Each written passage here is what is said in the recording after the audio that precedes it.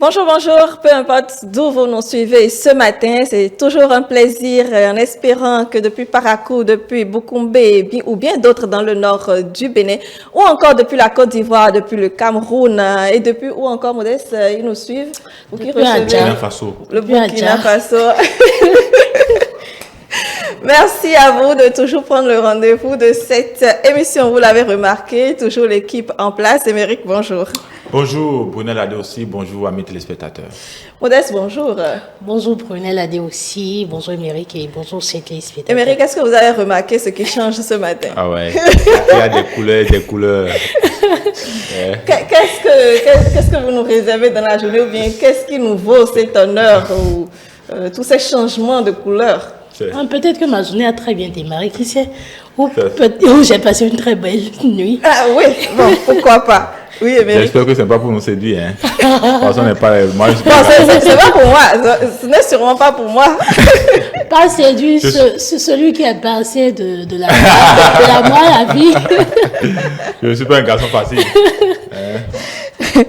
Très bien. Alors, chers amis téléspectateurs, aujourd'hui, c'est un thème assez particulier parce qu'en réalité, de façon naturelle, on dit que nous avons peut-être cette envie de porter le coup à celui qui nous a fait mal. Et lorsque l'on est en colère, parfois même, on mijote tout doucement ce qu'on va lui faire pour pouvoir lui faire ressentir tout le mal que nous avons ressenti. Peut-être même que la personne ne se reconnaît pas dans le tort qu'il nous a fait, mais nous taisons dessus en mijotant notre petite vengeance. Et c'est bien le sujet de cette journée, la vengeance. Est-ce que c'est un piège? Nous en parlons sur notre plateau. Émeric, la vengeance, est-ce que dans certains cas, vous y pensez? Oui, je pense que c'est un sentiment naturel qui vient parfois quand quelqu'un vous pose un peu, comment dit-on, une offense ou en tout cas vous met dans une situation qui ne vous plaît pas, vous avez tendance à se venger, à lui rendre ce qu'il vous a fait. Donc c'est là que naît tout ce qui a,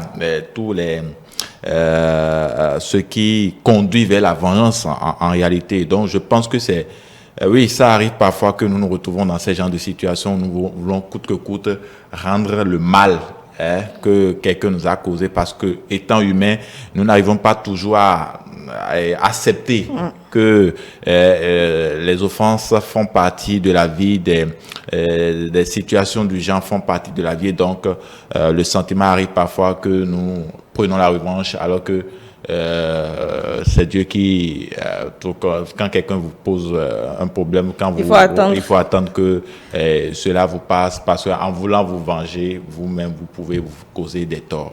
Absolument. Modeste? Alors, cette vengeance, je pense qu'on la pratique tout le temps.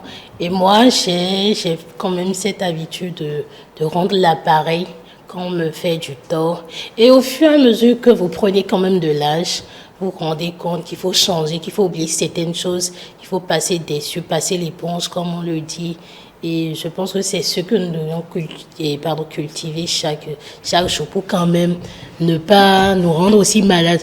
Parce que vous venger contre quelqu'un, c'est d'abord garder rancune envers la personne et ensuite rendre l'appareil qui vous rend quand même, qui vous fait quand même pas du bien. C'est vrai, c'est bien facile, oui, quand on grandit et autres, peut-être les objectifs sont différents, on voit les choses de manière un peu plus différente.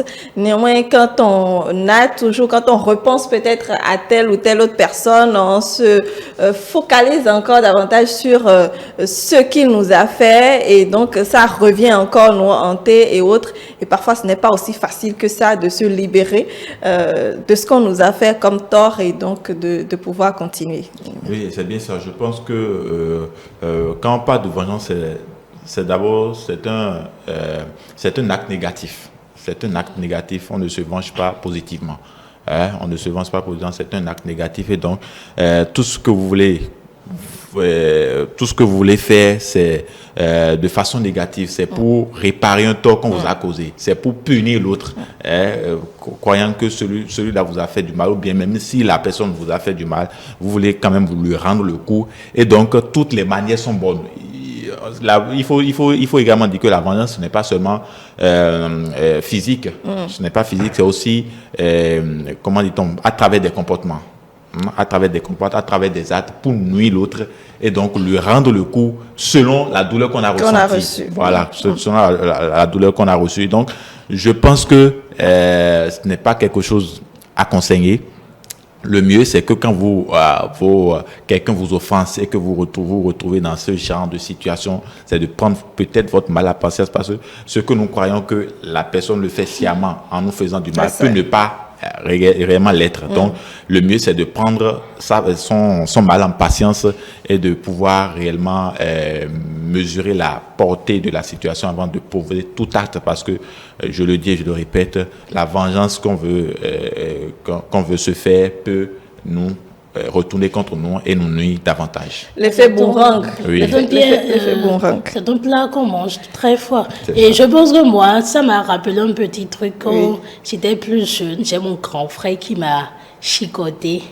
Et pour lui rendre l'appareil, j'ai coupé les fils électriques de sa moto. Ah oui. Et il voulait freiner, il n'a pas pu freiner. Mais c'est dangereux. Oui, c'est dangereux. Très dangereux. C'est pour ça que si déjà vous avez des idées pareilles, je me dis. Et c'est ça même le réel problème. Parce que, en fait, vous voulez faire plus que ce que la personne vous a fait. Et c'est ça la vengeance en réalité. Donc, il ne faut pas. Les cas sont légion. Même quand on était dans les collèges, quand vous connaissez un professeur qui ne fait que vous punir tout le temps, vous voulez lui rendre le coup. Les gens vont jusqu'à percer la moto du professeur. Il y avait même une plante qu'on essayait de mettre sur la chaise du professeur. Exactement. Vous pouvez gratter le corps. Vous connaissez toutes les astuces là. Donc, ce n'est pas quelque chose qu'il faut conseiller de toute façon. Absolument pas. C'est très dangereux. Néanmoins, nous allons recevoir nos invités tout à l'heure. Les déceptions amoureuses sont les moments où vraiment on concocte les plus belles vengeances, je pense, parce qu'on veut rendre le coup à celui qui nous a quittés, peut-être pour un rien, pour quelqu'un d'autre. En fait, qu'on ne comprend forcément pas les raisons pour lesquelles il est parti. Pas seulement la déception amoureuse, il y a aussi quand l'homme, par exemple, triche et que la femme veut récupérer son homme. Elle fâche jusqu'à passer l'homme, mettre l'homme comme un mouton. L'homme devient un mouton. Ça, c'est aussi une vengeance. Parce que l'homme n'est plus lui-même, il n'est plus en lui et il est obligé de faire ce que la femme dit. Donc, ou bien dans le cas où, comment dit-on, la femme va sortir avec l'ami de l'homme et puis en revanche, l'homme aussi sort avec la femme. Oui, parce qu'on veut dire... c'est ça, oui, je vois. Comme la chanté, l'autre, j'ai pris ta femme, tu as pris ma femme. C'est ça. De partout. Bon, de toute façon, les sentiments, c'est quelque chose qu'on n'arrive pas forcément à retenir. Néanmoins, lorsqu'on grandit, il faut quand même faire la part des choses et essayer de passer à autre chose, justement. Émeric, le mot du jour, on parle de vengeance. Oui, c'est bien évidemment le mot du jour. Et quand on parle de vengeance, il faut savoir que ça s'écrit avec V, E, N, G, E, A, N-C-E. On parle bien sûr de la vengeance qui est un nom féminin. Et la vengeance, c'est bien sûr l'action de se venger, dédommagement moral de l'offensé par punition de l'offenseur. Tirer vengeance d'un affront, par exemple. Et dans ce cas, le synonyme, c'est bien sûr la vendetta. La vengeance est l'action de nuire à une autre personne ou à un groupe dans le but de punir ou d'obtenir réparation d'un acte considéré comme offensant. On parle par exemple de meurtre, d'insulte, de trahison et puis de vol. On peut aussi bien parler de vengeance pour des personnes physiques, morales, que pour des groupes sociaux ou des institutions. Alors, dans ce cas, les synonymes sont bien sûr la dispute et puis l'altercation. Alors, deux citations avec le mot vengeance. La première qui est de Homère qui dit que la vengeance est plus douce que le miel. La vengeance est plus douce que le miel. Et puis, la dernière citation qui est anonyme qui dit « Parfois, la meilleure vengeance est de sourire et de passer à autre chose. » La meilleure vengeance est de sourire et de passer à autre chose. La vengeance est plus douce que le miel. C'est vrai, ça vous fait du bien. Ah oui? Ça vous fait un bien fou. Mais vous m'inquiétez, hein? Vous m'inquiétez. Je ne sais pas s'il faut commencer à savoir comment je dois me comporter avec vous. Ah bah si elle se venge, c'est grave. Très, très dangereux. Voilà. Alors, merci beaucoup, Émeric. Merci. En tout cas, avec nos invités tout à l'heure, nous allons essayer de comprendre les raisons pour lesquelles cette manière-là de faire nous anime le plus souvent possible. Et nous avons essayé, bien entendu, d'avoir une petite analyse d'un psychologue. Et n'oublions pas que il y a également le côté religion qui nous conseille donc de ne pas aller à la vengeance. De ne pas rendre le mal par le mal. Exactement. Et donc, le pasteur nous en dira davantage également à travers son interview. On poursuit en recevant nos invités en plateau.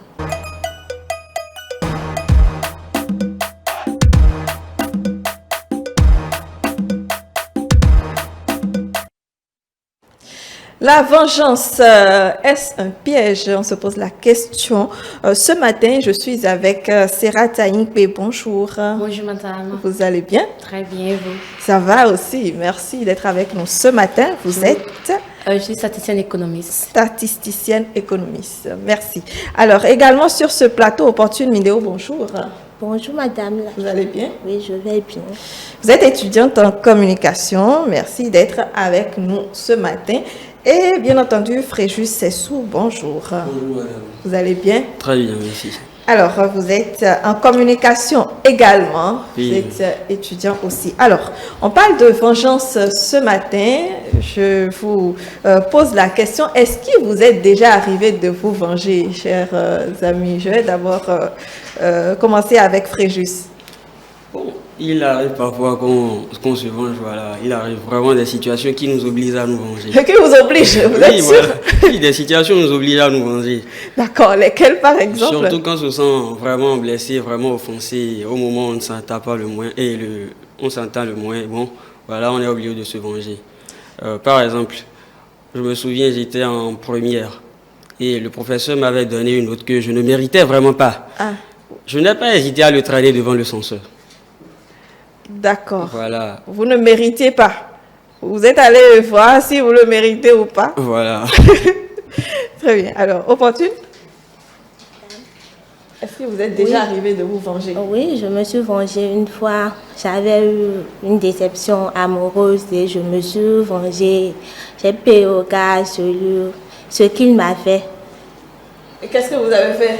Je voudrais bien savoir. Il paraît que lorsque les femmes doivent faire du mal, bon, ce sont les meilleures. Je me suis rapprochée de lui et il m'a bien aimée et puis je lui ai rendu le coup et puis je l'ai abandonné comme ça.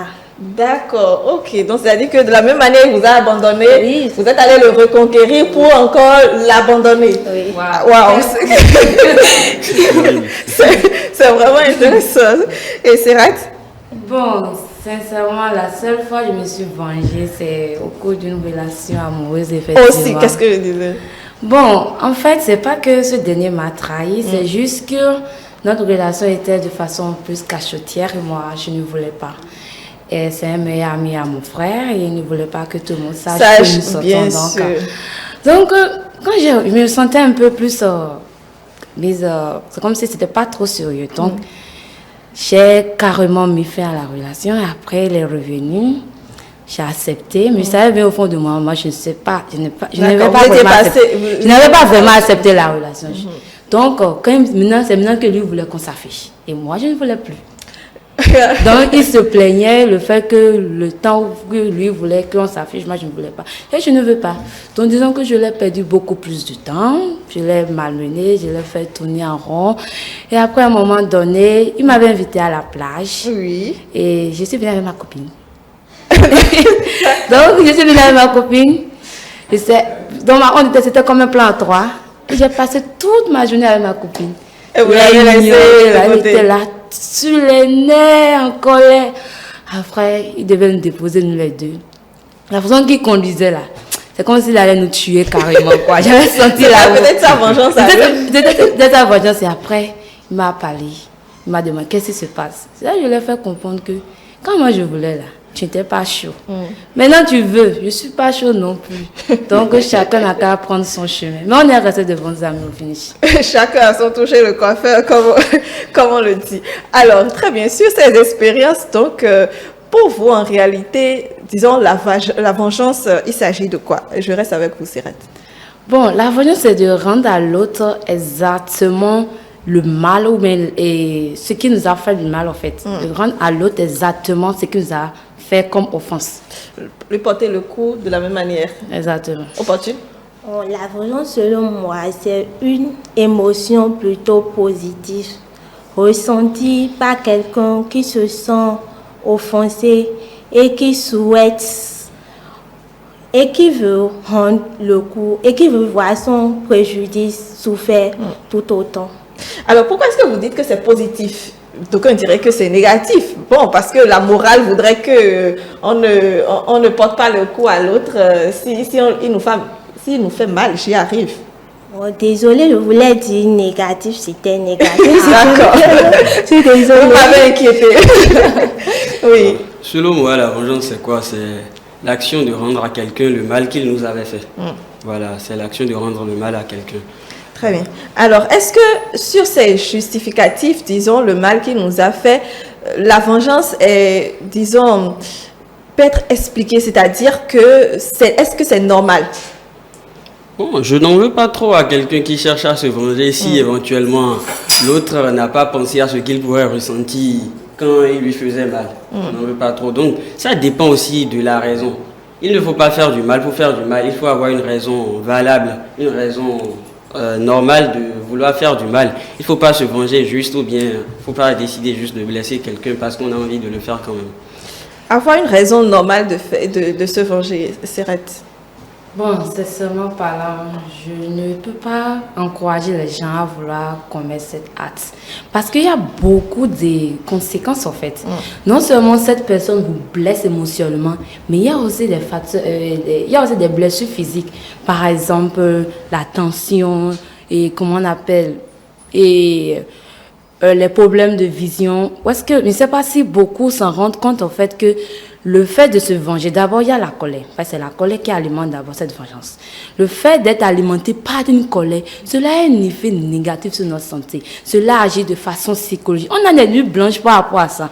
Celui qui s'est vengé, lui, dort tranquillement.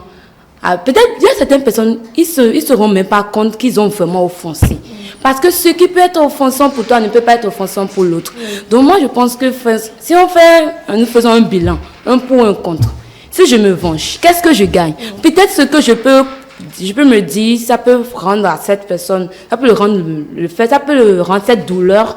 Cela ne peut pas être, ça peut pas vraiment. Je pense pas qu'on peut rendre à l'autre un mal équitable. Impossible. Je ne peux pas, parce que nous ne sommes pas pareils. Ce qui peut me blesser ne peut pas te blesser. Donc je fais ce bilan, je le blesse. Peut-être ça ne peut pas le toucher. Mais moi, je vais beaucoup perdre sur le plan physique, sur le plan et moral. Donc, quand je fais le pour et le contre, vaut mieux de laisser carrément. Et moi, j'adore un jugement. Le jugement céleste. Ah oui, c'est la meilleure en fait. On va y venir tout à l'heure, opportune. Est-ce que c'est normal, selon vous, d'aller jusque-là? Non, selon moi, ce n'est pas normal de se venger. Parfois, il faut laisser les choses, car se venger, il y a beaucoup de conséquences, de l'hypertension, de l'impuissance même. Donc, parfois, il faut laisser les choses. Au lieu de se venger, il faut se maîtriser et te dire que Dieu va s'en charger et peut tout laisser. Sinon, se venger, au final, ça se retourne contre soi-même. Exactement.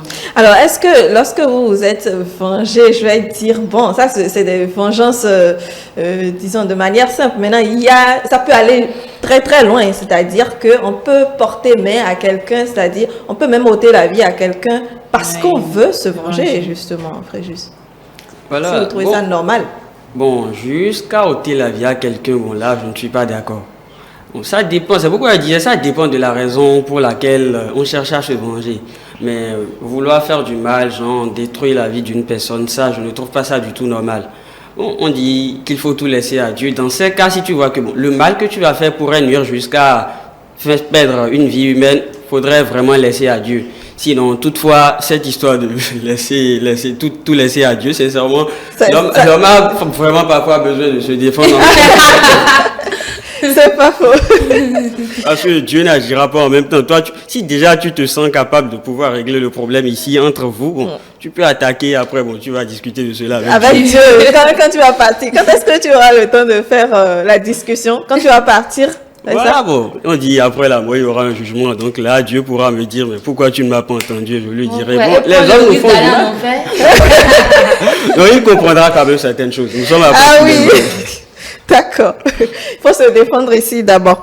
Mais alors, après, disons, avoir porté le coup chacun de la manière dont vous l'avez fait, est-ce que vous vous êtes senti libéré? Comment est-ce que vous vous étiez senti, je vais dire, opportune? Quand j'avais fait ça, je me suis sentie libérée, mais après, je me suis dit, mais pourquoi tu as fait ça? Tu as gagné quoi dans ça? Fallait rester tranquille et voir. Donc, j'ai regretté, puis je me suis dit, il fallait rien faire.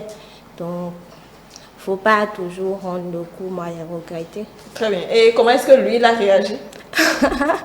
Lui, à son tour, il était découragé. Il m'a demandé pardon, il faut rester avec moi, des trucs comme ça, mais... Bon, vous étiez déjà parti. Comme j'étais en colère, je suis partie. Très bien. Serrat? Bon, moi, je n'ai pas du tout gagné. J'ai regretté.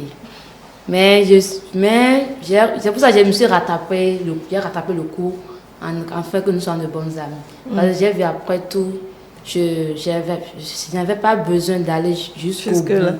Je pouvais juste me être sincère dès le début.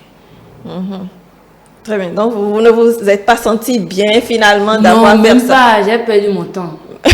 J'ai perdu carrément mon temps. Oui, parce que vous avez dit que vous lui avez fait consacrer ce temps à une autre nouvelle relation, par exemple. Donc, vous lui avez fait perdre du temps, mais aussi à vous aussi. Régis? Bon, moi, souvent, après que je me venge, moi, je me sens soulagé parce que moi, j'obtiens tout ce que je veux. Voilà quelqu'un qui... J'obtiens toujours ce que je veux. Ouais, c'est pourquoi il dit il faut se venger pour une raison qui vaut vraiment valable. le coup. Voilà, une raison valable. Voilà. Donc, non, moi, je veux me venger. Je me venge pour obtenir ce que je veux. Bon. Donc, vous n'avez pas encore l'effet boomerang? Non, je n'ai jamais regret. Je n'ai jamais eu de regret après m'être vengé. Voilà. D'accord. Voilà. Et comment est-ce que les autres se sont sentis? Ah bon, que tu te sentes mal ou bien, moi je m'en fous. L'essentiel c'est que j'obtienne ce que je veux. Très bien.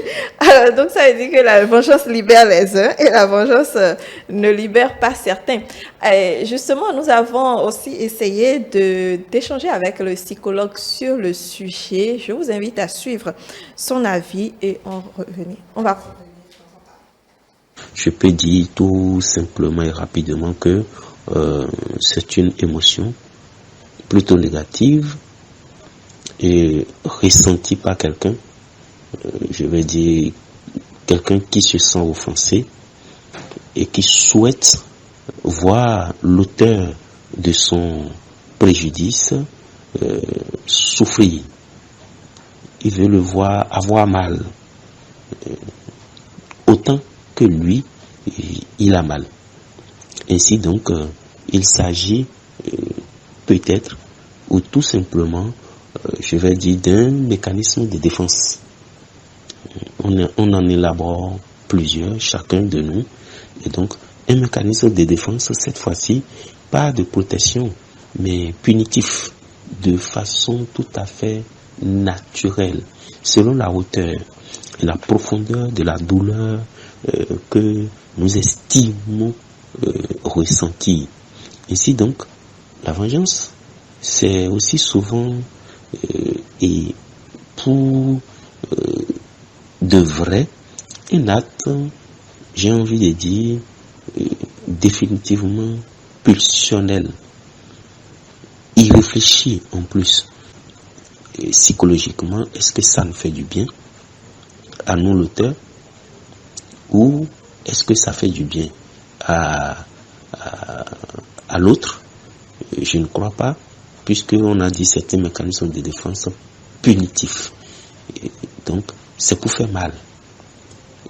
Et tant que c'est pour faire mal, nous-mêmes, quelque part, oui, sur le moment, on se sent restauré, on se rend justice, on se sent plus fort, on voit qu'on a restauré notre ego est voilà, étoffé, et puis on est gonflé à bloc sur le moment. Mais évidemment, si j'ai souffert et que j'ai fait mal, l'autre va souffrir, et si l'autre souffre, il va vouloir riposter, et si l'autre riposte, je vais encore souffrir, ainsi de suite. On rentre dans un cercle infernal et de mal, en fait. Donc, est-ce que c'est conseillé? Non. Oui, lorsque vous aviez une émotion, on dit souvent, faut pas agir sous la pulsion, faut pas agir de façon irréfléchie, il faut tourner cette fois sa langue. Avant de parler, il faut réfléchir avant d'agir. Et donc, lorsque vous allez passer l'émotion vengeance sous le filtre de la réflexion, du calme, vous allez constater que vous allez non seulement vous apaiser, vous allez trouver des raisons de vous calmer, et vous allez constater que quelque part en vous, tout votre être n'est pas porté vers le mal que vous voulez faire. Vous allez commencer par voir un peu plus clair. Et donc, comment éviter, comment ne pas se laisser aller à cet acte ou aux actes de barbarie, ou ne pas se laisser entraîner personnellement pas dans un cercle infernal.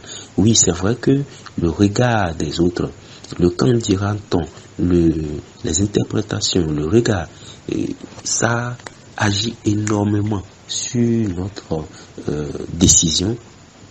Mais la soif de vengeance, chez qui que ce soit, peut vous conduire vraiment à avoir des soucis de santé. D'aucuns parleraient d'hypertension, voilà, parce que vous aurez l'impression d'être impuissant. Vous pouvez aller à la dépression, parce que voilà, ça va perturber totalement votre système de pensée et d'action. Certaines études parlent même de cancer, de questions de cancer que ça pourrait créer en vous. Du coup, vous risquez d'avoir une urgence médicale lorsque vous vous laissez entraîner par les émotions de la soif de vengeance. C'est vrai qu'il y a des personnalités qui, dans leur fonctionnement normal, je n'ai pas envie de citer pour ne pas étiqueter, mais qui, dans leur fonctionnement normal, tout leur acte au quotidien de façon normale est porté de préjudice, est porté, en tout cas, sur une question de restauration. Ils pensent que leur ego est flatté, et pour ne pas dire fouetté, et humilié, et voilà, provoqué en chaque acte que voilà l'entourage pose. Et donc ces personnes qui sont sur le qui-vive et qui ne font confiance à personne et qui pensent que tout ce qu'on fait à leur endroit ou même à l'endroit d'autres personnes qu'ils aiment, c'est contre eux. Ceux-là, ils pensent fortement qu'il faut rendre des coups et leur quotidien est réglé sur ça. Ça, c'est leur mode de fonctionnement. Mais bon, voilà, c'est pas non plus que ces personnes sont heureuses comme ça. C'est leur mode de fonctionnement. Est-ce qu'il faut les éviter? Quand vous n'avez pas le choix, il faut établir des règles de fonctionnement claires. Mais quand vous avez le choix, il faut les éviter parce que vous ne vous en sortirez jamais. Vous allez vous dénaturer au contact d'eux.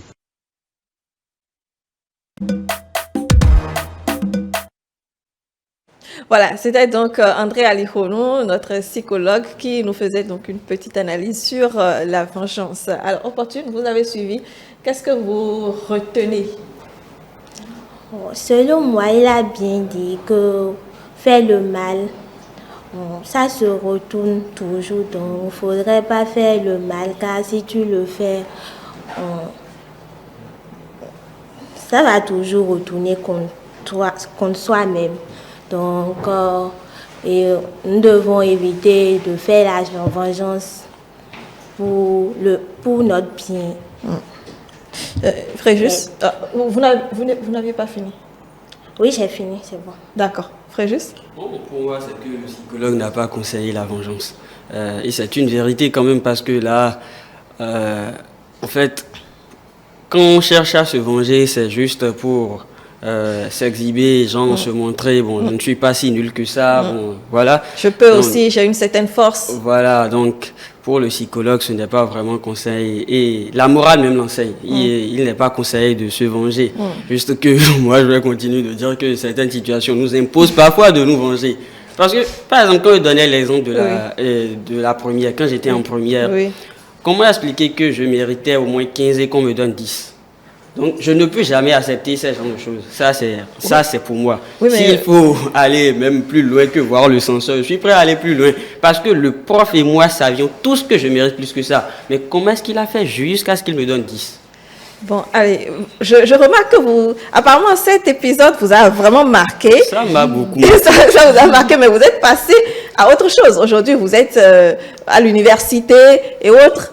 Mais pourquoi ne pas laisser passer ça? Le problème, c'est que dans le temps en première, il n'y avait que de la concurrence dans la salle. Et moi, je ne suis pas du tout bon en maths.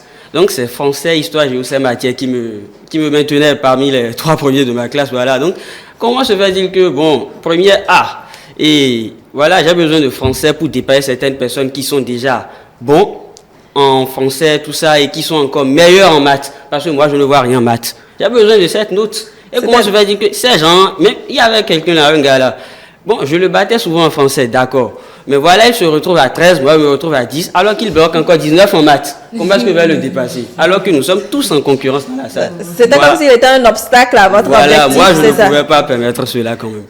Il fallait l'enlever. Voilà. Mais je pense que ce serait plus de passer à autre chose. Hein. Aujourd'hui, peut-être ça va mieux, ou bien vous n'avez toujours pas changé. Bon, aujourd'hui maintenant, bon, je n'ai plus vraiment le temps pour ces histoires.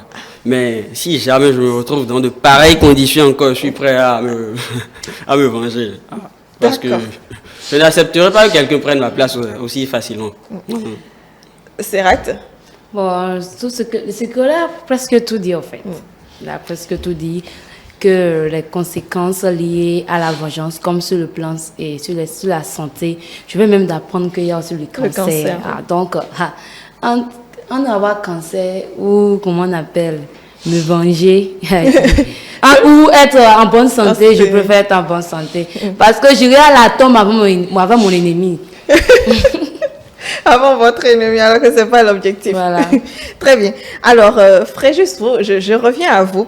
Est-ce que parfois vous n'avez pas peur justement de cette riposte de l'autre? Parce qu'il a aussi prononcé, il a dit dans son intervention, c'est que quand vous vous vengez, l'autre aussi se sent mal et il va vouloir riposter et de jour en jour, ce sera comme un combat de coq ou bien de poules si ce sont des femmes.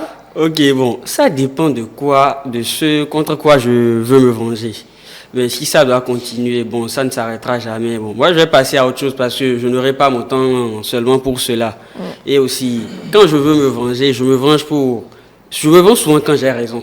Je me lève pas seulement, bon, voilà. Non, pour vous avez raison. Néanmoins, ce que vous faites à l'autre, ça lui fait mal et il va vouloir aussi riposter. Bon, dans ce cas, que ça lui fasse mal ou pas, bon, si déjà moi j'obtiens ma raison, bon, moi je le laisse passer. Il peut continuer tout ce qu'il veut, mais moi je ne réponds plus. Très bien.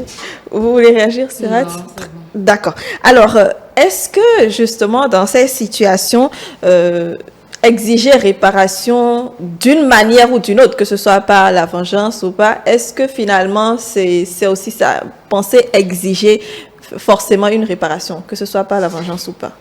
Bon, forcément, il ne faut pas sincèrement exiger une réparation. Parce que, vous voyez moi, je ne sais pas si ça arrive à certains, lorsqu'on récite le Notre Père par exemple, la partie où dit « Pardonne-moi mes offenses comme je pardonne aux autres ». Là. Oui. Moi, ma bouche tremble. Parce que je ne pardonne pas sincèrement. Moi, ça joue contre moi, en fait. Donc, je me bats, en fait, pour pouvoir développer cette attitude de pardonner. Parce que quand j'ai pris conscience ce que je gagne, non seulement je gagne une relation avec l'Éternel, vu que l'Éternel le conseille d'être, de pardonner à son peuple. Parce que si tu ne pardonnes pas l'Éternel, si tu commets, par exemple, lorsqu'on part chez mon père pour pouvoir confesser ce péché, si tu n'as pas pardonné à ton second, Dieu ne peut pas te pardonner parce que dans le Notre Père, c'est déjà écrit là-dessus, la règle. Parce que même dans Matthieu, il est écrit que lorsque tu as quelque chose contre ton frère, laisse ton offrande devant l'autel et va faire la paix avec ton frère. Donc, même la Bible le recommande. Moi, je vais aller au paradis. Donc, je ne peux pas vouloir, chercher à ce qu'on réparer le tort qu'on m'a fait et aller me retrouver en enfer. Fréjus ne veut pas aller au paradis, il va régler ses comptes avec Dieu. Dès qu'il sera parti, n'est-ce pas? Très bien. Opportune? Ok, dans les normes, on devrait réparer ce qu'on a fait. Donc, mais selon moi, je n'existe pas ça. Parce que parfois, il faut tout laisser. Mais si la personne peut te dédommager, s'il a les moyens, il peut le faire. Mais s'il n'a pas les moyens de le forcer, moi je ne conseille pas ça. Ou si toi-même tu as les moyens pour réparer ce qui est dédommagé, il faut réparer ça calmement. Au lieu d'aller demander de réparer, tu sais toi-même que tu as les moyens pour le faire. Quand vous parlez de moyens, vous parlez de quoi? Dans quel cas il a les moyens, par exemple? Je parle de l'argent, par exemple, s'il s'agit de ta santé ou c'est quelque chose de matériel. D'accord, c'est-à-dire si vous faites mal et que ça agit par sur exemple, votre s'il me casse mes jambes, s'il a les moyens, il peut payer les frais d'hôpital, mais s'il n'a pas les moyens, je ne peux pas le forcer, donne-moi de l'argent pour que j'aille à l'hôpital. Non, je ne peux pas dire ça. Si j'ai les moyens pour le gérer, le faire calmement au lieu de réclamer l'argent. Très bien. Oui, c'est pas fort. Alors, Fréjus, vous qui êtes vraiment carré dans votre raisonnement, est-ce que ça vous inquiète, les conséquences de la vengeance? C'est inquiétant. C'est inquiétant parce que si déjà me venger pourrait porter un coup à ma santé, alors il faut vraiment penser s'il faut se venger ou se protéger soi-même. Je vais toujours continuer de dire que ça dépend de la raison pour laquelle on veut se venger. Donc, par moment, vous pouvez porter atteinte à votre santé pour pouvoir vous sentir... si déjà j'obtiens, je sais que je vais obtenir ce que je veux, ça c'est clair. Donc, si mon objectif est atteint, alors je vais régler pour la santé après. Ce qui est sûr, je ne serai pas si... Non, je n'irai pas jusqu'à ce niveau quand même. Le cancer tue. Non, tu ne peux pas savoir quelle offense qui peut, peut causer beaucoup de problèmes, des dégâts de santé. Tu ne peux pas savoir. Tu les gères de toute façon de la même manière. Alors, je pense que nous avons une autre invitée que nous allons recevoir sur le plateau. Opportune, je vous libère pour pouvoir retrouver donc notre invité. Mais un mot quand même pour les téléspectateurs. Merci de m'avoir suivi, mais ce que je dis, quand quelqu'un vous fait un truc qui vous fait tellement mal, maîtrisez-vous et dites-vous que ça va aller faire du sport, des trucs comme ça pour s'apaiser au lieu de pour se déstresser. venger. Très bien. La gestion des émotions. Est-ce que c'est aussi facile que ça? Nous poursuivons notre échange dessus, mais avec une autre invitée.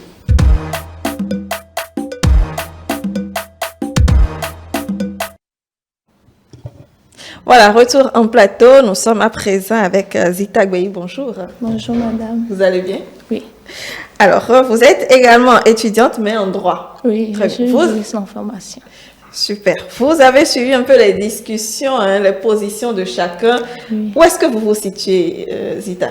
Bon, je me situerai je vais rejoindre Monsieur Fréjus. D'accord. Parce que je suis de nature un peu trop rancunière. Mais je ne me venge pas pour tout. Je me souviens, 2 fois je me suis vengée, mais il y a une vengeance là que je n'ai pas pu digéré jusqu'à présent. Vous-même, vous n'avez pas pu digérer. Non. Alors que c'est vous-même qui avez fait. J'étais allée un peu trop fort. Pourquoi? Alors, dites-nous, qu'est-ce que vous avez fait? Ma première vengeance, c'était en première. C'était en première puisque je m'étais fait amie avec un, excusez-moi pour le terme, un salaud. Donc, on se racontait nos vies. Petit à petit, j'ai finalement compris son jeu. Plus tu te confies à lui, plus il utilise ça contre toi après. Donc, en ce temps, il y avait un truc de conquête, voilà. Ils étaient trois à me courir après, mais je ne voulais donc aucun des trois. Donc, moi, je m'étais confiée à lui, je lui faisais croire dans le temps que ça, c'est pas moi, ça. Je ne veux aucun. C'est vrai, ils viennent tous d'une famille aisée, et puis que ça lui est parti raconter ce que moi je lui ai dit là, aux trois. À la sortie des classes un soir, je me vois avec le plus racaille des trois, Abdoulaye. Il me dit, son nom. Non, je n'ai pas appelé son nom de famille, donc personne ne sait qui c'est exactement.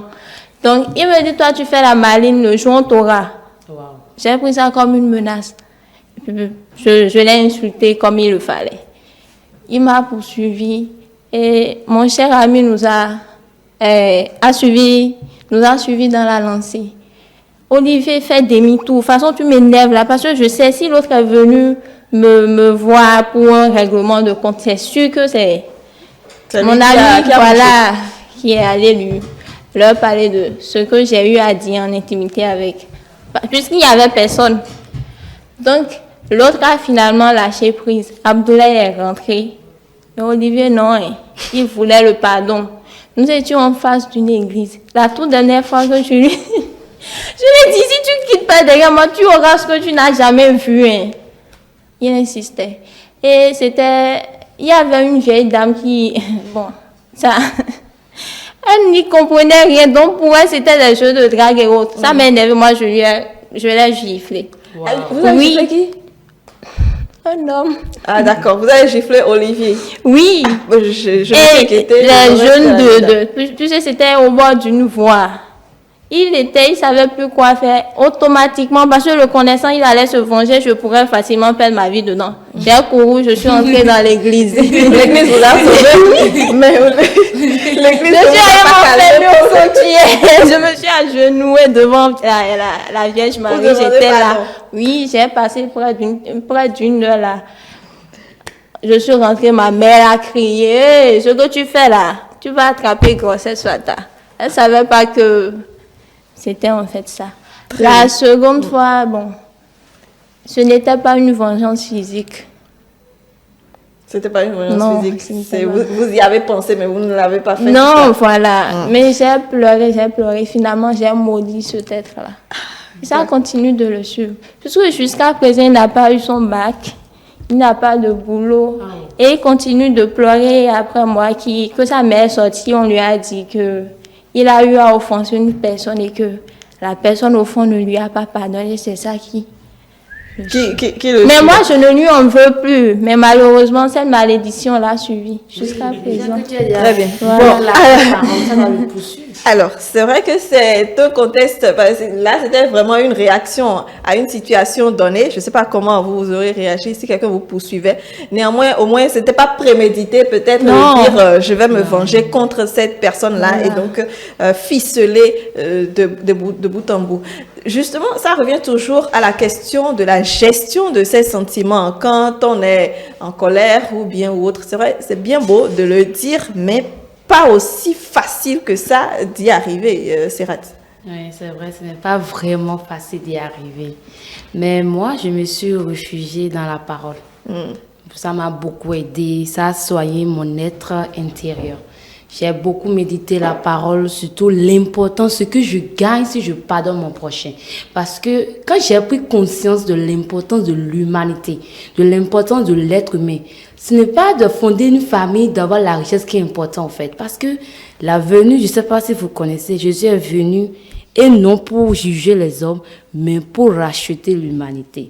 Donc, quand j'ai pris conscience que tôt ou tard, ce qui est important là, où tu seras après la mort, où tu seras après la mort, en fait.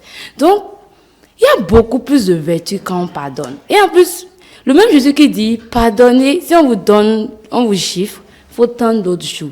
Il faut bénir vos ennemis, bénissez vos ennemis. Il y a de la bénédiction là-dessus. Je l'ai expérimenté, j'ai reçu, il y a eu beaucoup de bénéfices quand j'ai commencé par mettre en pratique la parole de Dieu.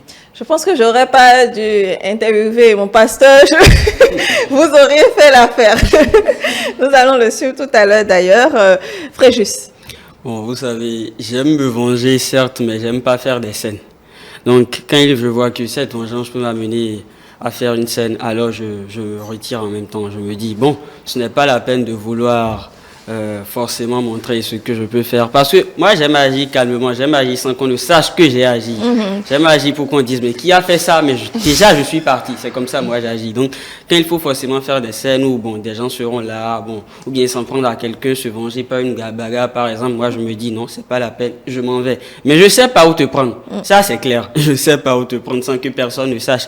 Mais toi, tu sauras quand même que c'est elle qui m'attaque. Ouais, donc, il faut pouvoir se dire, bon, ce n'est pas la peine de faire ci, de faire ça. Il faut...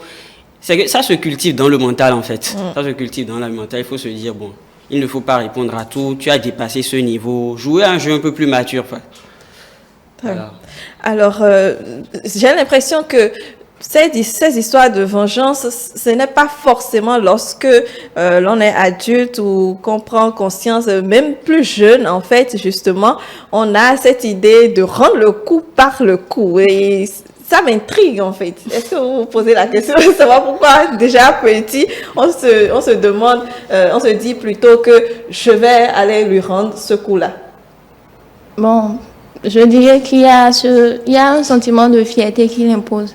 Une personne qui vous a tant fait du mal qu'aux yeux de votre alentour, vous ne valez plus rien. Une personne qui ternit votre image, par exemple, vous aurez forcément envie de laver votre honneur, soit par une vengeance physique, soit par une vengeance morale.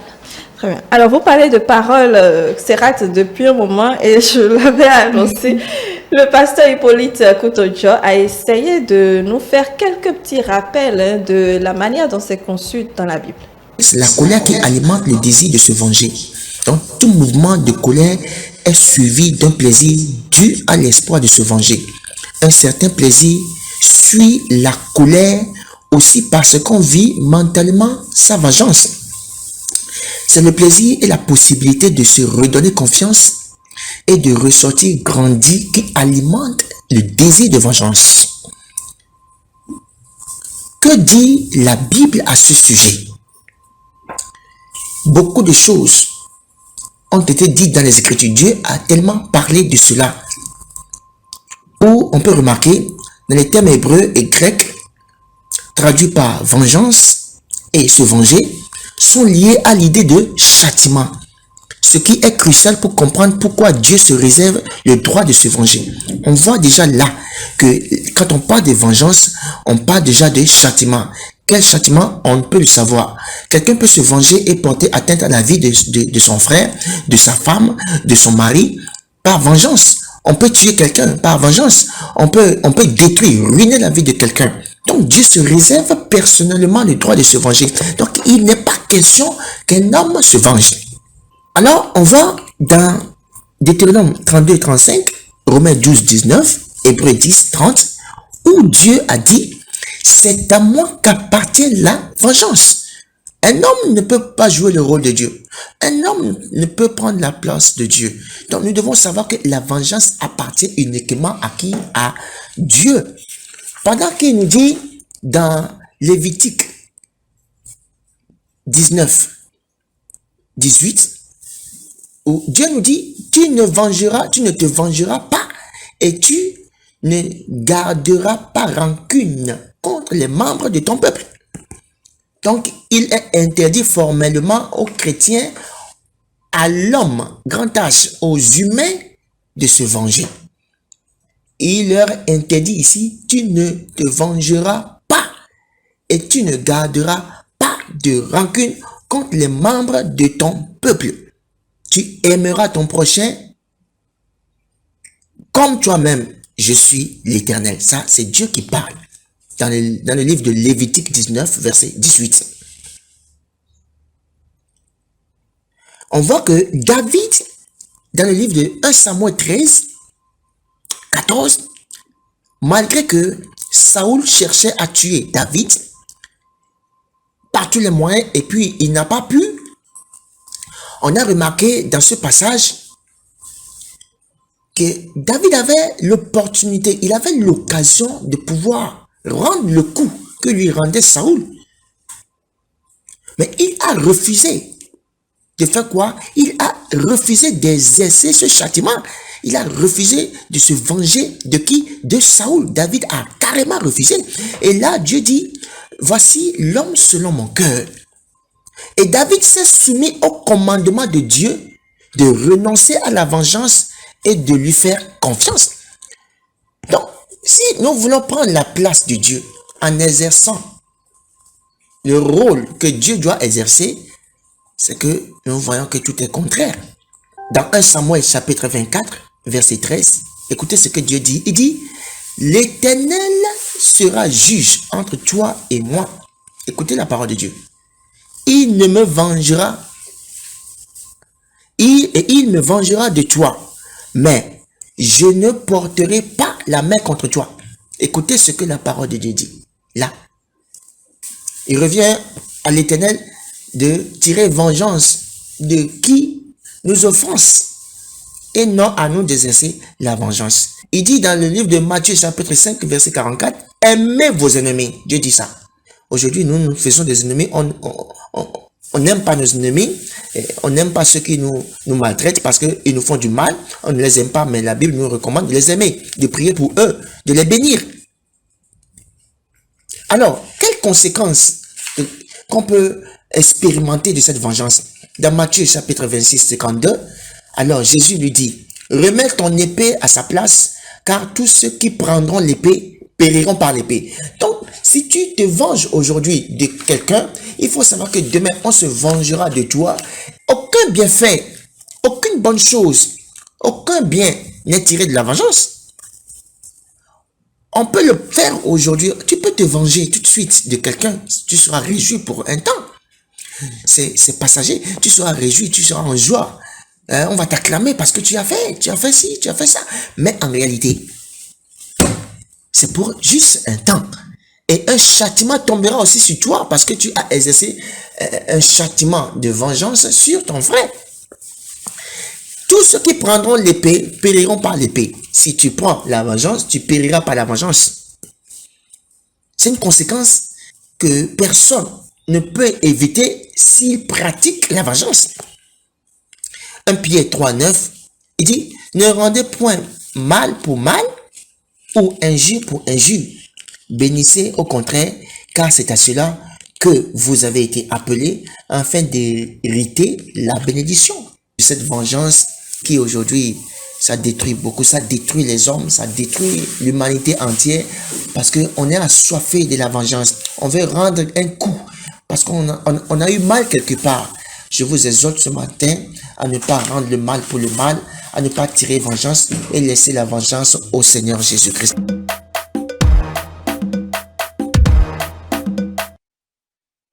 Voilà le pasteur Hippolyte Couto-Dio qui nous rappelait dans quelques passages de la Bible qui nous parlent de vengeance. Fréjus, je démarre avec vous d'abord. Bon, Après avoir écouté le pasteur, j'ai compris que il faut tout laisser à Dieu, peu importe la raison. Bon, je dois aussi souligner que ma maman, vous-même, vous savez le caractère des mères. C'est toujours ce qu'elle dit. Bon, voilà, tu vas à l'église, pourquoi? Qu'est-ce qu'on dit à l'église? Mais pourquoi toi, tu ne veux jamais écouter ce qu'on te dit? Bon, c'est toujours toi. Bon, parfois, c'est tout comme si moi, je ne cherche qu'à me faire voir. Alors que pour moi, ce n'est pas ça. Pour moi, c'est qu'il y a certaines choses que je ne peux pas admettre, que je ne peux pas accepter. Donc, je dois me rebeller contre ça. Voilà. Mais bon, je ne peux qu'accepter ce qu'a dit Dieu. Et c'est pour que nous ne perdions pas aussi le chemin que les pasteurs sont là pour nous rappeler à chaque fois, faites ci, faites ça. Donc, j'accepte ce qu'ils disent. J'accepte ce qu'ils disent, juste que même si dans la pratique, ce n'est pas ça. Voilà. D'accord. Et Zita? Bon, je dirais tout simplement pour Et concernant les dits du pasteur, la parole de Dieu apaise, dit-on. Donc, est-ce que vous avez déjà essayé? Oui, une fois. Bon, je dirais que, moi, ça m'a plus servi que la vengeance. Aussitôt que la colère me prend, soit je me tourne vers la prière, soit je vais devant le Saint-Sacrement, soit carrément, voilà. Et ça passe. Qui tue par l'épée, périt par l'épée, nous a rappelé. Donc, le pasteur. Mais en réalité, est-ce que finalement, il faut se laisser faire? D'une part, est-ce que Fréjus n'a pas un peu raison? Est-ce qu'il faut se laisser faire sur tous les pans et dire que Dieu va résoudre les problèmes?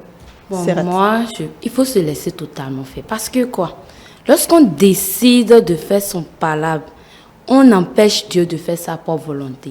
Parce que chaque fois qu'on prie, on dit que ta volonté soit.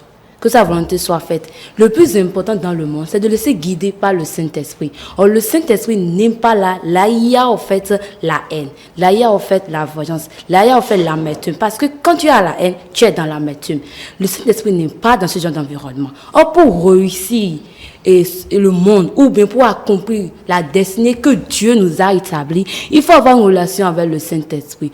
Moi, par exemple, c'est à cause des combats que j'ai eu, le côté spirituel qui m'a amené à me rapprocher plus de Dieu. Avant, je ne comprenais pas pourquoi les gens parlent qu'ils ont fait gagner ce genre de combat. Pourquoi ça ne marchait pas avec moi? Je suis allée voir un pasteur pour lui demander. Il m'a expliqué, il m'a fait assis. Il m'a dit clair mot pour mot. Quand tu décides de te battre, quand tu décides de garder ton prochain, tu bloques Dieu de pouvoir intervenir. Parce que lorsque tu te laisses complètement à Dieu, tu te laisses guider à lui, c'est lui seul qui peut te lever et c'est lui seul qui peut faire ta vengeance. Donc quand j'ai suivi les conseils de cet homme de Dieu, ça n'a même pas duré.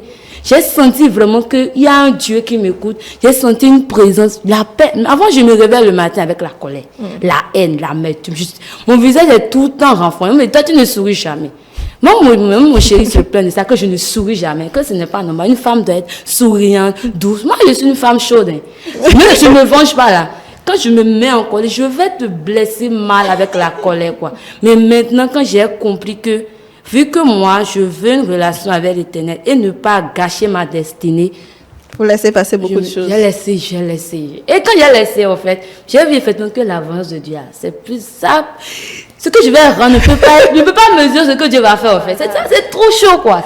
Donc, peut-être Fréjus n'a qu'à mettre son mal en patience pour expérimenter la vengeance de Dieu. Dieu n'est pas en retard. Quand les gens disent que Dieu prend son temps, non. Lorsque vous voyez que ce que vous voulez prendre, et ça prend du temps, c'est une période que Dieu vous éduque.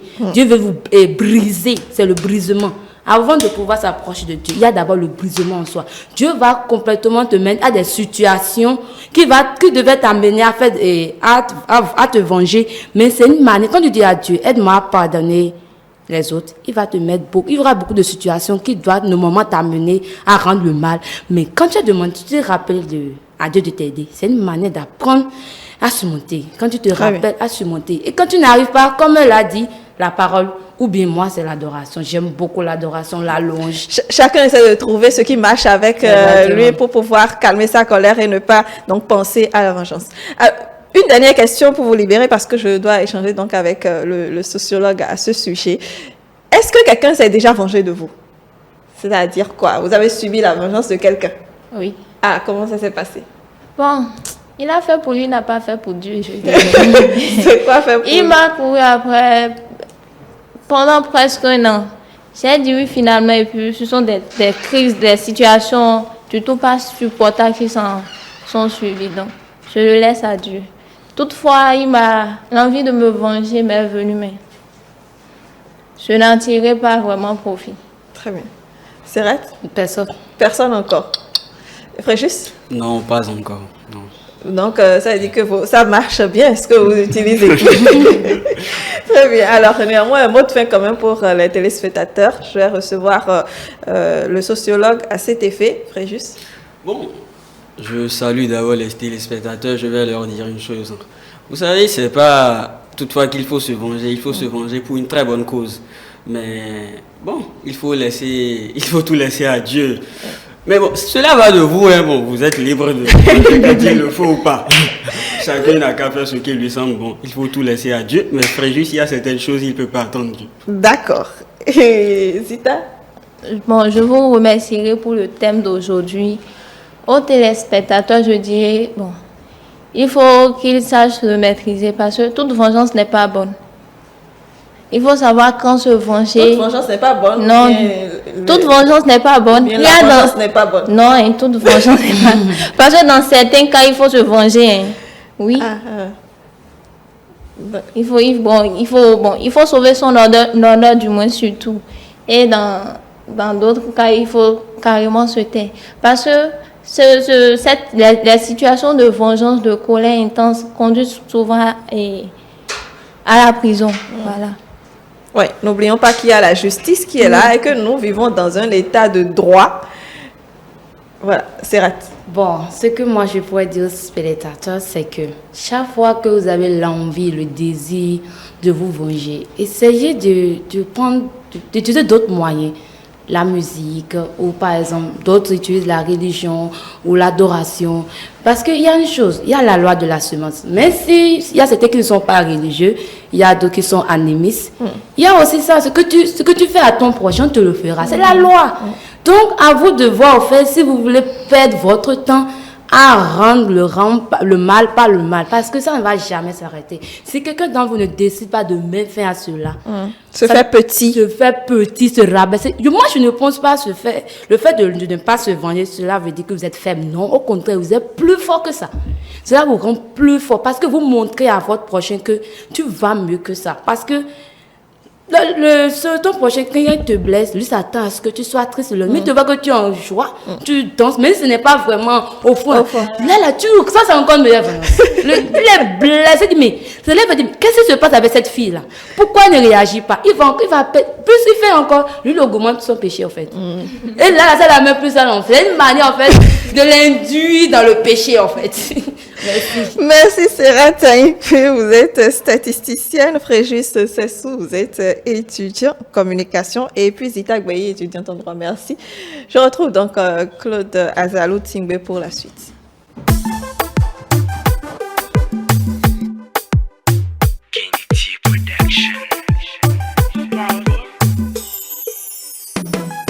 J'ai même cru à un moment que c'était toi mon prince charmant. Me laisser porter par le vent, car je t'aimais passionnément. On a eu des hauts et des bas, des soirées avec le dans les bars. Tu as su me mettre en émoi. Aujourd'hui je ne veux plus de toi. Tu t'es bien amusé. Aujourd'hui le game est terminé.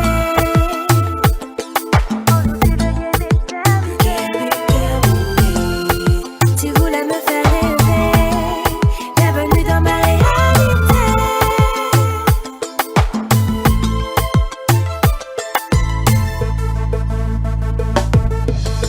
Tu paieras, je le sais, ta condamnation sera à vie. Tu paieras, je le sais, à mon tour d'assaut dans mes envies. Tu paieras, je le sais, pour indemniser tous mes cris. Tu paieras, c'est moi qui te le dis. Mytho confirmé, toujours à draguer. Quand tu me parlais, moi j'y croyais. J'ai des regrets d'avoir cru que tu serais mon mentor. Quand tu m'enlaçais, on se bécotait, que tu disais que tu m'aimais. Dans ma vie tu n'existes plus, tu paieras pour tes torts. Es-tu prêt à souffrir? Tu paieras, je le sais, ta condamnation sera à vie. Tu paieras, je le sais, à mon tour d'assaut dans mes envies. Tu paieras, je le sais, pour indemniser tous mes cris. Tu paieras, c'est moi qui te le dis. Yeah, yeah,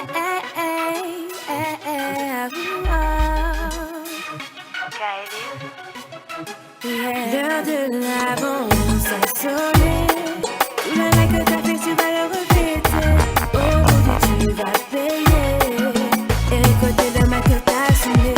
Déjà pas les pas. I love that she me out. Pas la peine pour finir, pour moi ça finit. Si on va chailler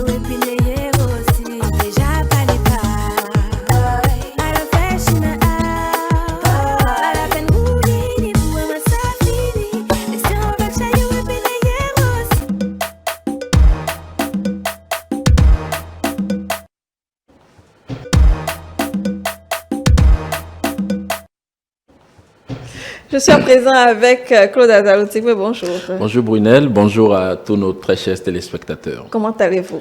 Super bien. Alors, nous parlons de vengeance aujourd'hui. Oui. Et vous êtes sociologue. Dites-nous, la vengeance, c'est un problème de société qui a toujours existé. Effectivement, d'abord, je dirais que la vengeance est un fait social et un fait sociétal. Et la vengeance, comme l'ont si bien dit déjà tous ceux qui m'ont précédé, c'est le sentiment de vouloir rendre en fait le mal qu'on estime avoir reçu. Et aujourd'hui, c'est un problème qui revient souvent. Et quand vous jetez un regard sur nos sociétés et sur le monde en général, vous remarquez que c'est le problème de vengeance en fait qui crée tous les autres problèmes que nous avons un peu aujourd'hui. Oui. Et il est essentiel de rappeler un certain nombre de choses à nos téléspectateurs. Vous savez, il est écrit dans les livres saints que mon peuple périt, faute de connaissances. Oui. Et avant d'aller d'abord sur cette théorie philosophique et anthropologique dont je vais parler, je vais d'abord dire que le sentiment de vengeance est un sentiment humain. Il faut le dire. C'est un sentiment humain. Quand vous faites du mal à un humain, la première intention que l'humain a, c'est d'abord de répliquer, c'est d'abord de se venger. Donc, en philosophie, on parle du fait que la nature humaine est une nature bestiale. Vous voyez un peu? Et c'est cette nature bestiale qui a inspiré, en fait, Thomas Hobbes, qui avait dit que l'homme est un loup pour l'homme. Oui. Ensuite, ces pensées ont évolué. On a eu Jean-Jacques Rousseau qui a parlé en fait de l'opposé de cette affirmation, jusqu'un peu à ceux qui ont suivi un peu Jean-Jacques Rousseau. On a compris qu'aujourd'hui, la philosophie veut que l'humain quitte cette nature bestiale, comme l'a expliqué par exemple Saint Augustin, qui a fait la part des choses entre deux natures de l'homme. L'homme a une nature humaine qui est une nature bestiale, et l'homme doit épouser une nature divine que Saint Augustin a relaté à travers les œuvres de Christ, qui a dit qu'il faut qu'on quitte la nature humaine qui est bestiale, qui est une nature de vengeance, pour une nature divine qui permet en réalité de pardonner, qui permet d'être supérieur à la nature humaine qui est une nature de vengeance. Donc, c'est un peu à cela que la philosophie nous renvoie. Oui. Et quand vous faites référence, quand vous rappelez de certaines théories anthropologiques qui disent, par exemple, que l'humain est venu sur la terre pour le but ultime d'aimer. Donc, l'humain est là pour l'amour. Est-ce que véritablement vous pouvez aimer sans être confronté à des épreuves, de blessures, sans être confronté à la tentation de vous venger? Non. Donc, en philosophie, on dit que vous avez le devoir d'essuyer des épreuves de vengeance. C'est-à-dire que Dieu a particulièrement placé sur votre chemin des gens dans votre famille. C'est peut-être votre mère, votre père, votre frère et soeur, etc., ou votre femme, mari, etc., enfant. Peu importe. Qui se charge et qui doit se charger de vous faire du mal. Il ou elle doit vous faire du mal pour que vous puissiez le pardonner ou la pardonner. Donc, c'est en cela que, quand le pasteur disait tout à l'heure que Dieu dit qu'il faut aimer son ennemi, c'est en cela qu'il faut aimer son ennemi. Parce que, en réalité, ton ennemi t'aime plus que celui qui t'aime. Ton ennemi veut que tu accomplisses en réalité ta destinée, qui est d'aimer par-dessus tout. Donc, il faudrait que ton ennemi te blesse. Il faudrait que ton ennemi fasse tout pour t'offenser. Un peu comme une éducation, en fait. Un peu comme une éducation, afin que tu puisses dépasser, en fait, ce sentiment de vengeance pour aller réellement épouser la nature divine. Et je pense quand on voit les écrits aujourd'hui, les livres saints, même l'exemple de Christ, on peut aisément comprendre, en fait, ce dont on est en train de parler. Alors, la situation reste telle, c'est-à-dire que on ne comprend pas forcément justement l'importance de nous blesser ou autre pour nous éduquer à aller vers la nature divine. Le problème est que lorsqu'on nous fait du mal, on veut rendre le coup là, maintenant, et justement, on s'en perd tous. Les impacts sont nombreux. On peut dire que presque tout ce qui se passe donc est la résultante donc de la vengeance. Comment faire dans ce monde où justement on ne va pas forcément, on ne pense pas aller vers la nature divine, mais plutôt justement rendre justice pour soi? Oui, vous savez, j'ai dit tout à l'heure que mon peuple périt faute de connaissance. C'est une affaire d'ignorance. Et pour moi, l'ignorance, c'est quelqu'un qui ne sait pas, qui ne sait pas. La personne qui ne sait pas, qui ne sait pas. Il pense qu'il sait. il pense qu'il sait, mais qu'il ne sait pas. Sait C'est pas. pour ça que Socrate disait, tout ce que je sais, c'est que je ne sais rien. Parce que lui s'est mis dans la posture d'un homme éclairé. Oui. Mais l'ignorant ne sait pas qu'il ne sait pas.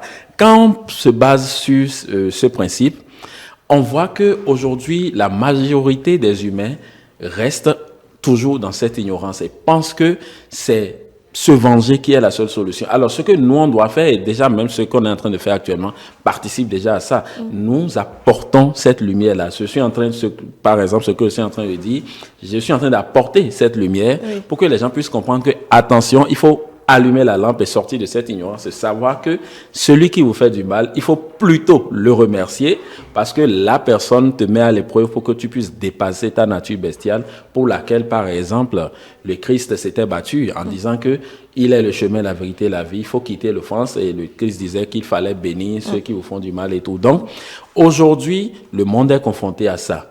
Et c'est devenu même une mode. C'est-à-dire, cette ignorance est devenue une mode.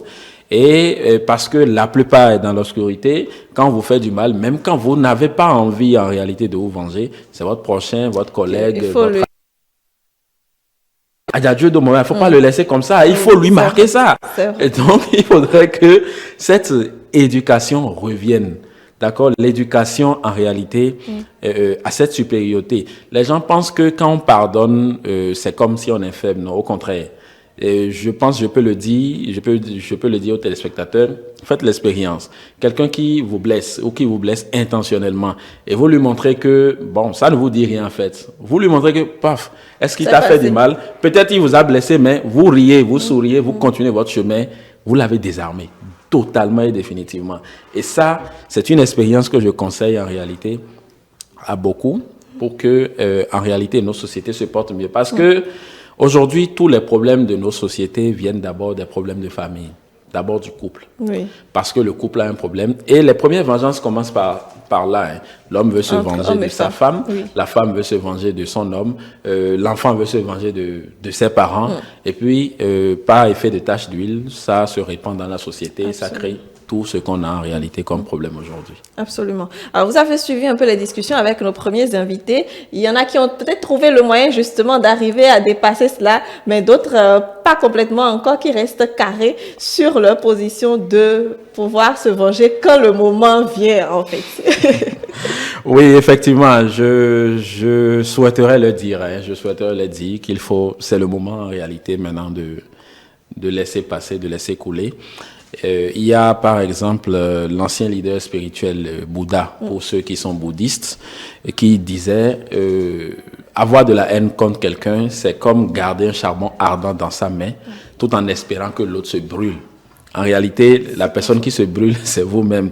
Donc, c'est le moment de se départir, en fait, de laisser tout ça et de penser surtout. Parce que, qu'est-ce que moi je fais souvent? Quand vous m'offensez, quand vous me blessez, et quand ça prend, parce que je suis humain, quand ça prend, la colère commence par venir, la blessure commence par animer un peu mes organes, je me dis en même temps, attention, je suis en train de polluer mon organisme.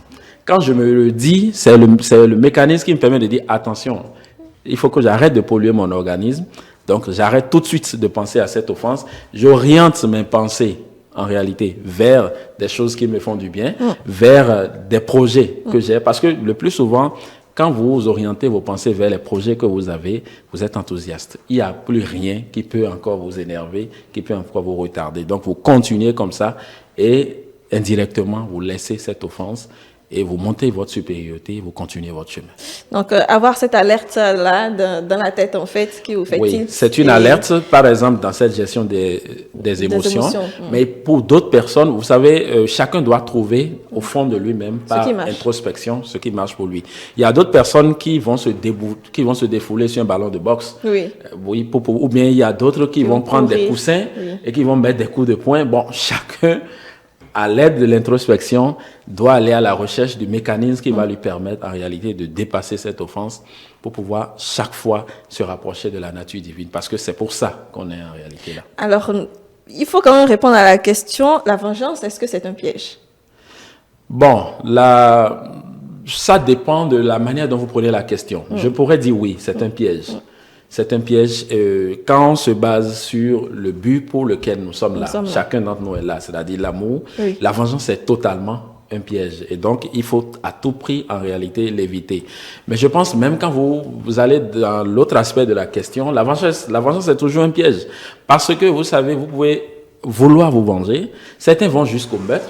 Oui. Et certains, même après le meurtre, ne sont pas satisfaits. Oui. C'est-à-dire, il y en a qui disent, même vous voyez un peu dans les films hollywoodiens et même d'autres continents, vous voyez des gens qui disent non, je ne veux pas te tuer, ce serait trop facile. Trop facile. J'aurais aimé te faire encore plus souffrir. Donc, vous voyez, la vengeance est un piège qui amène vers des crimes passionnels. Les gens vont dans des dérives, même au décès de la personne, ils ne sont toujours pas satisfaits. Ils veulent s'en prendre aux proches de la personne. À la descendance. Voilà, à la descendance, ainsi de suite. Et ils ne font en réalité que rayer leur propre vie, pensant en réalité qu'ils sont en train de faire du mal aux autres. Donc, je peux le dire ouvertement, oui, la vengeance est un piège et il faut tout faire pour pouvoir s'en éloigner. Dans certaines situations, si vous êtes, je ne sais pas, un encadreur ou un tuteur ou un enseignant ou quelle que soit la forme, si peut-être quelqu'un vous a fait quelque chose ou a fait quelque chose de mal, vous pouvez élaborer des mécanismes de punition. Ce n'est pas de la vengeance. Vous le punissez ou vous la punissez pour lui montrer que non, on ne fait pas telle chose, on ne fait pas telle chose. Mais ce n'est pas de la vengeance. Mais pour ne pas chaque fois revenir dans l'atmosphère de la vengeance, il faudrait que si vous avez été victime, si on vous a offensé une fois, vous devez mettre vos restrictions. Vous mettez des garde-fous, vous mettez des pare-feux et vous décidez de ne plus en réalité vous faire offenser chaque fois. Et il faut tout faire pour sortir de cette trilogie offenseur, offensé, victime. C'est une forme de triangle dont il faut absolument sortir. Parce que quand on ne sort pas de ça, on vit toujours, et comme par exemple l'a dit le pasteur, on récolte ce concept. D'autres vont vous parler de loi de karma, d'autres vont vous parler de plein de théories, mais qui disent en tout cas la même chose. Oui. Dès que vous ne sortez pas de ce triangle, vous êtes toujours là, vous êtes offensé, vous devenez victime, vous offensez quelqu'un d'autre, et le cycle se répète. D'autres personnes vont chaque fois venir vous offenser. Donc il faut tout faire pour sortir en fait de ce système. Merci Claude Azalou-Tingbe. On retrouve à présent pour la suite Émeric et Modeste.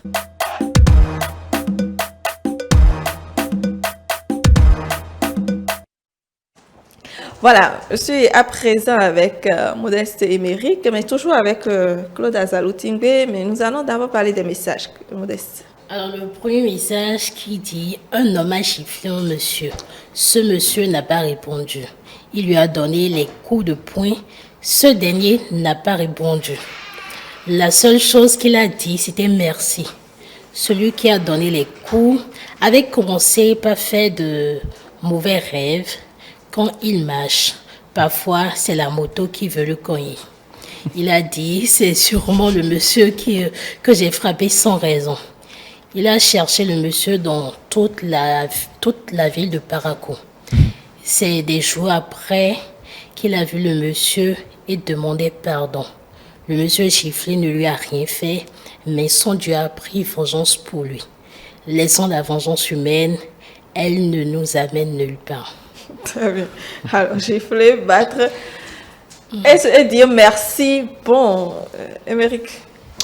En fait, ça me rappelle une histoire que j'ai aussi entendue, où le monsieur, il y avait un vieux qui roulait à vélo et puis il a mal emprunté la piste. Et donc, un monsieur est sorti de sa voiture et puis il a giflé le vieux. Et donc, le vieux a reçu la gifle et lui demandait si il n'a qu'à le lui rendre ici ou bien à la maison. Donc, le monsieur, bon, quand il est rentré dans sa voiture, il est parti, il n'a même pas pu atteindre la maison avant de décéder. Donc, voilà un peu, ce genre d'histoire-là sont les gens, surtout dans les zones un peu plus reculées où la vengeance ne s'exprime pas parfois sur le tas. Et que c'est après, quand vous rentrez ou bien quand vous quittez la personne que vous avez offensée, que vous vous rendrez compte que vraiment il y a ces genres de situations qui existent. Donc je pense que il faut se venger. C'est vrai que quand quelqu'un vous offense, immédiatement le sentiment naît. Et puis vous avez tendance à le rendre sur le champ. Je pense que ce n'est pas quelque chose de souhaitable. Il faut plutôt prendre son mal en patience et pouvoir prendre de la hauteur. Vous savez, parfois, on prie même pour que l'autre paie ce qu'il vous a fait. Oui. Et j'ai eu, je vais dire, cette opportunité d'écouter une dame, fortuitement comme ça à l'église. On avait fini la messe et elle était devant une statue de Saint-Michel. Oui. Et la dame priait. Bon, j'irai en fond et je vais traduire. Bien sûr, il n'y a pas de Donc la dame disait, Jésus bloni, ton les big blé.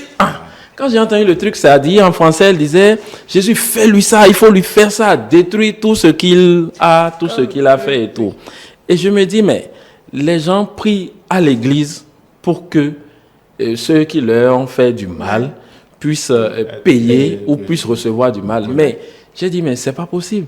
Dieu nous a créés, nous sommes tous ses enfants. Et Dieu ne va pas vouloir du mal de quelqu'un d'autre. Et donc, je pense, comme je le disais tout à l'heure, c'est une affaire de quelqu'un qui ne sait pas, qui ne sait pas. Donc, c'est une affaire d'ignorance et les gens doivent dépasser en réalité ça. C'est vrai que dans nos cultures, comme l'a dit un peu le message, nous avons nos formes de vengeance. Oui. Et souvent, c'est ça qui permettait même à ce que les jeunes respectaient les personnes aînées. Parce que tu pouvais parler, le vieux il va garder silence et puis dès que tu rentres, tu comprends que tu avais fait quelque chose de mal. Même le bonjour que tu ne dis pas, c'est pris comme une offense. Oui, effectivement, c'est pris comme une offense. Donc, il faudrait en réalité que nos citoyens, surtout ceux qui fréquentent les églises, sachent qu'à l'église, on ne peut pas prier quand même pour le mal de quelqu'un d'autre. Modeste. Alors, parlons toujours de Dieu. Il y a un téléspectateur qui met la meilleure façon de se venger, c'est le silence et la prière. La Bible déclare, je combattrai pour toi et vous garderez le silence. Je combattrai, pour vous et vous garderez le silence. Très bien. Un message qui dit, la vengeance pour la vengeance est la pire des choses. Il faut donc parfois savoir pardonner et rester indifférent. Mireille qui dit, la vie à laquelle nous assistons aujourd'hui dépasse l'entendement, ce qui signifie qu'il faut rembourser le mal acquis de droit sans qu'il ne soit au lendemain. Il faut rembourser le mal, c'est ça? Il faut rembourser le mal acquis de droit avant le lendemain. Avant le lendemain. D'accord. Bon. Ça, c'est une posture qu'elle a adoptée. Oui. Alors, il y a Gabriel qui dit, quand on regarde parfois la vie, se venger ne plaît même plus. C'est ceux qui n'arrivent pas à pardonner qui le font. Mais comme on le dit, celui qui veut se venger doit préparer 2 tombes pour lui et celui qu'il veut venger, se venger.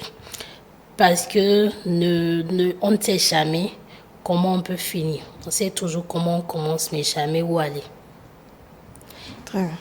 Alors, nous avons un message de toujours Gabriel Adanron qui dit « La loi du talion ou principe du œil pour œil, dent pour dent est un principe selon lequel tout acte mauvais commis par une personne A sur une personne B donne le droit à la personne B de faire exactement pareil sur la personne A. Longtemps considérée comme barbare, cette sentence rigide a toutefois permis d'éviter que les hommes se fassent justice eux-mêmes, instituant ainsi un certain ordre social. Bien sûr, cette loi est à dépasser et il faut savoir élaborer des principes plus modernes, car même si elle permet parfaitement de vivre en société, il existe des lois plus intelligentes. Ainsi, si mon voisin me casse ma voiture, je préfère qu'il me la rembourse plutôt que savoir que si je peux casser la sienne. De la même manière, s'il me casse le bras, je préfère qu'il travaille pour moi, de manière à compenser mon infinité plutôt qu'on lui casse le bras. On se retrouverait à être tous deux infimes, alors qu'il ne se remboursaient pas les dommages qu'il m'a causés. Je ne serai pas infime et je ne pourrai je serai une fille, mais je ne pourrai plus continuer mes activités. Donc, je pense qu'il faut rendre ce que les autres nous ont fait, l'œil pour œil, dent pour dent. Œil pour œil, dent pour dent. C'est-à-dire que de toute façon, on attend réparation en fait du préjudice causé. Oui, mais en principe, on ne devait pas attendre. Comme je l'ai énoncé au début, selon la théorie sur laquelle je m'étais basé, il faudrait plutôt dire merci à ton offenseur plutôt que de chercher une réparation. Parce que ton offenseur t'a fait en fait plus de bien que l'autre qui t'aime en réalité. Très bien. Alors, on va finir avec un dernier message qui dit « Je suis d'une manière très vengereuse avec les mecs. Et c'est à mon ex que j'en ai fait le plus baver. On s'engueulait 1000 fois dans la semaine. Ça n'allait plus du tout entre nous. Du coup, j'ai couché avec mon moniteur d'auto-école. Oui. Après qu'on ait rompu, j'ai passé une soirée avec son cousin. Je l'ai plus fait pour lui faire plaisir de me venger contre lui que pour mon propre plaisir sexuel. Oui, de toute façon, on se retrouve finalement en fait à mal, c'est-à-dire on se fait plus de mal. Oui, on se fait plus de mal et j'ai eu envie de partager avec les téléspectateurs cette histoire qu'on m'avait confiée. Oui. Une sœur de l'église qui, à un moment donné, m'a vu à propos d'une vengeance, enfin de quelque chose qu'elle avait eu à faire à un type quand ils étaient au secondaire. Et donc, le type, c'était un brillant qui tapait toujours la première place de la 6e en terminale. Donc, en terminale, elle s'est dit, bon, apparemment, le gars, il fait son choco, c'est lui qui est plus fort que toutes les filles du collège et autres. Donc, elle s'est donné comme défi de faire tomber le type. Donc, elle a séduit le gars de manière à ce que le type tombe passionnément amoureux d'elle. Et quand le type était bien dedans, maintenant, elle a coupé en réalité. Comme on dit, on coupe l'herbe sous le pied. Voilà. Et donc, le type s'est perdu complètement. Il a échoué au bac pour la première fois. En tout cas, il a échoué. Déjà, il a eu moins de 10 de moyenne pour la première fois.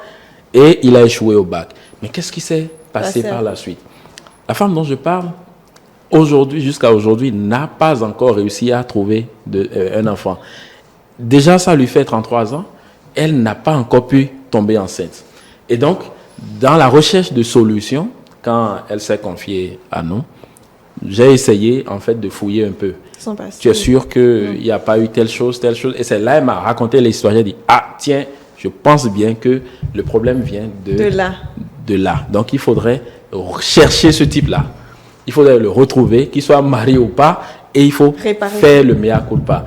Il faut demander pardon. Peut-être que le type ne lui a rien fait, rien dit, mais déjà l'acte posé est très grave. Donc, vous voyez, en voulant faire du mal à l'autre, elle s'est fait encore plus mal. Le gars en question aujourd'hui, elle a retrouvé le type après. Le gars en question a eu le bac l'année qui a suivi. Et il a voyagé, il est allé en Belgique, il est revenu au Bénin. Donc, en fait, rien en réalité n'a entaché la carrière du gars à part cet échec-là. Mais la fille en question, elle en a bavé, elle continue en fait d'en baver. Donc, quand on veut faire du mal à l'autre, en réalité, on ne se fait que du mal à soi-même. Il faudrait qu'on y pense encore. Vraiment. C'est comme on dit, ben on s'entend encore. Tu rentres toujours. Oui. La pensée, Modeste. Alors, la pensée de ce matin dit, la vengeance, c'est pour les faibles, car comme la mer qui rend toujours les poissons morts, le mal retourne toujours à son auteur. La vengeance, c'est pour les faibles, car comme la mer qui rend toujours les poissons morts, le mal retourne toujours à son auteur. Très bien. Émeric? Oui, la vengeance, on ne saurait le dire assez. Hein. Ce n'est pas quelque chose qu'il faut conseiller. Je pense que quand quelqu'un vous fait du mal et que vous êtes conscient que c'est du mal que la personne vous a fait consciemment, je pense mieux qu'il faut prendre du recul. Faire les choses comme cela se doit et non chercher coûte que coûte à vous rendre justice, parce que la justice, ce n'est pas l'homme qui la rend pour soi-même, mais Dieu rend justice au moment opportun. Claude? Oui, je prends d'abord la première partie de la citation qui dit que la vengeance c'est pour les faibles. Effectivement, on a l'habitude de dire les faibles se vengent, les forts pardonnent, les supérieurs ignorent.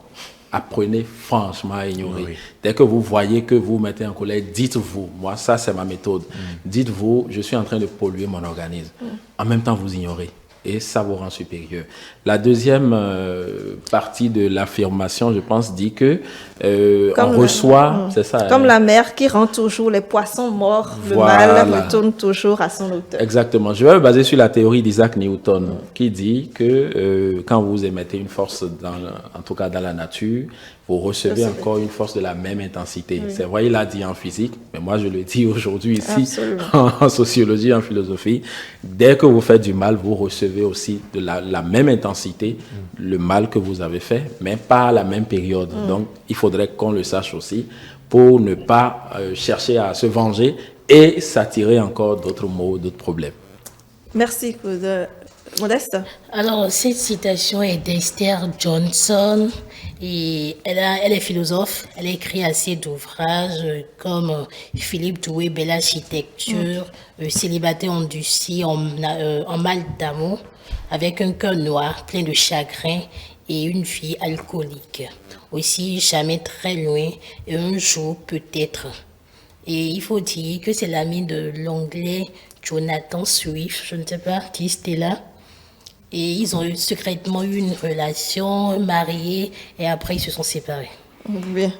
C'est vrai que, comme je le disais, la vengeance, les relations amoureuses qui n'aboutissent pas sont souvent, disons, les causes sous-tendent les vengeances les plus mûries. Oui, on y va. L'humour. Alors l'humour, la première image qui dit, on dit que la vengeance est un plat qui se mange froid. Oui. Moi, j'en connais qui vont manger congelé. Pardon, surgelé. On dit que la vengeance est un plat qui se mange froid. Moi, j'en connais qui vont manger surgelé. Ah oui, en fait, c'est une femme qui veut se venger de son Qui- mari voilà. et donc ne va pas préparer. Au lieu d'avoir la nourriture froide, vaut mieux lui faire une nourriture surgelée. D'accord. Alors, la deuxième image, nous avons un bébé chauffeur qui, on dit, t'inquiète pas, quand tu seras vieille, moi aussi je te ferai manger de la purée de carottes. Nos mamans nous font manger des trucs qu'on ne veut peut-être pas, hein, étant tout petit ou petite. Donc, le bébé attend la vengeance de la vieillesse, en Voilà. fait, pour lui donner exactement Pour les faire mêmes choses manger à ce- manger. La purée. D'accord. Déjà, bébé, si on pense comme ça, c'est grave. Alors, la troisième image hein, qui nous montre quand même ce réflexe que nous avons de certains animaux de l'ombre que nous voyons la nuit. On dit, je suis la vengeance, je suis la nuit, je suis Batman. Donc, vous voyez un chat qui est sur une porte et à côté, vous voyez son ombre qui ressemble vraiment à Batman. Donc, on prend peur souvent. Alors, une dernière image qui dit, hein, donc, tu es en train de me dire que tu as oublié d'acheter mes croquettes. Et au fait, ton nouveau canapé, combien t'as-t-il déjà coûté? Pour dire le chat, parce qu'on lui a pas pris ses croquettes, il va simplement déchirer le canapé. Bon, la vengeance, c'est partout, mais il faut faire attention. Nous sommes à la fin de notre émission. On va clôturer, Modeste. Je pense qu'il faut quand même mettre de l'eau dans nos vins et ne pas peut-être, hein, si on l'a déjà fait, ne plus rendre le mal par le mal. Émeric? Oui, je pense que, comme on l'a dit, la vengeance sur le coup n'est pas une bonne chose, hein. Même après, il faut juste prendre de la hauteur et savoir pardonner également parce que c'est une vertu, le pardon. Et il faut cultiver cette vertu et surtout prendre de la hauteur pour pouvoir bien, comment dit-on, digérer ce qu'on nous a fait, même si ce n'est pas facile. Claude? Oui, la vengeance vous nuit à vous-même pour une fois. Pensez franchement à vous-même. Ne polluez pas votre organisme. Dès que la personne vous offense, ignorez-la. Continuez votre chemin. C'est tout. Merci beaucoup, chers amis téléspectateurs. Si peut-être nous suivons aujourd'hui, ou avant de nous suivre, vous étiez en train de mûrir des idées pour vous venger de quelqu'un, j'espère que cette émission vous aura fait changer d'avis. Et si vous ne l'avez encore jamais fait, sachez tout simplement que vous avez pris la bonne décision. Trouvez le moyen, s'il le faut, de gérer vos émotions lorsque vous êtes en colère ou lorsque quelqu'un vous offense pour pouvoir aller au-delà de ce qui vous a fait et passer à autre chose. Vos objectifs sont les plus importants et les atteindre encore davantage. Merci Claude Azalou Tingbe. C'est un plaisir. C'est toujours un plaisir. Et Modeste Tosso Togbe et Mériko Koupeli, je vous retrouve dès demain.